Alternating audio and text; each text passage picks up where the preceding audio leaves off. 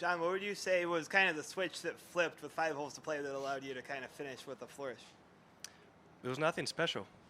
I knew that's probably in any given day the most scoreable part of the golf course, right? 5 through 9, with or without wind, is where you can take advantage of the course. And luckily, I've been hitting it really good. There's no difference between those holes or any other 5-4 holes you can pick throughout the round. It's just kind of guess the wind right in all of them. I think maybe I was a little bit more aggressive after that second shot on 6, and got on a mentality of making birdies instead of being a little tentative, which is easy to do when it's blowing as hard as it was blowing today. Is there any point that the cut line comes into your mind at all? Was that number there as you played? No. And Goals to win. It would have come into mind maybe on the last few holes had I been even par, but I knew, like I said, going into 5 through 9 that take care of the par 5s, take care of the short par 4-7, everything would be all right. So I was playing with the mindset of catching up to the leaders as much as possible. That's it. How do you compare the conditions today as opposed to yesterday? Well, yesterday was very easy. Today was very hard. That's about as.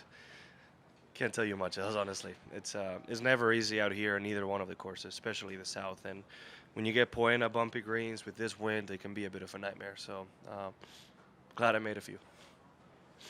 You give the low round of the day so far, at least tied to it. How good did your round feel? Very good.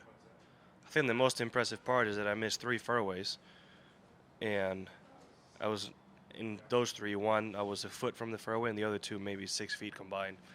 That was the most impressive part. That's what allowed me to play such a good round of golf. So it's really good ball striking. And again, I know I had that 4-hole stretch where I shot 5 under, but there was a lot of great holes out there that I made a lot of good swings that just didn't get rewarded. And that's how it goes when you get conditions like this. Was there anything exhausting about such a quick turnaround after winning and playing a bunch, then coming in here? Yeah, everything.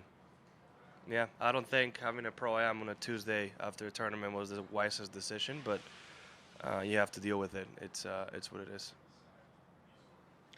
John, can you think of a couple of examples out there of how the wind was affecting you and the decision-making process, things like that? I honestly didn't really play much different strategy-wise. Out here, the greens are usually very receptive, so I'm going to hit driver as much as I can pretty much anywhere. And that's what I did today.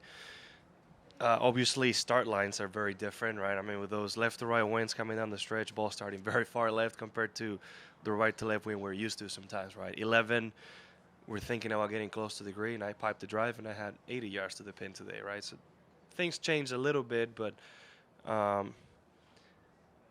club selection obviously is different, and maybe how aggressive you can get is different because the wind obviously can affect it many different ways, but it didn't change on the way I approach the golf course.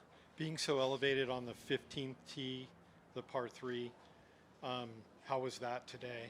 That club? It was one of the toughest because we know it's down off the left, but you're protected by some trees, so you can't really tell exactly how much is affecting it, and it's easy to just come up short right, which is the safe play, right? Which is what me and Justin did. Be a little bit tentative on that shot is nothing bad because if you go long left, you're a lot of trouble. So that one's difficult. It's usually hard because it's into the wind, but long's not really in play, right? Into the wind. Today you're about one bad swing away from making a pretty high number in a hole.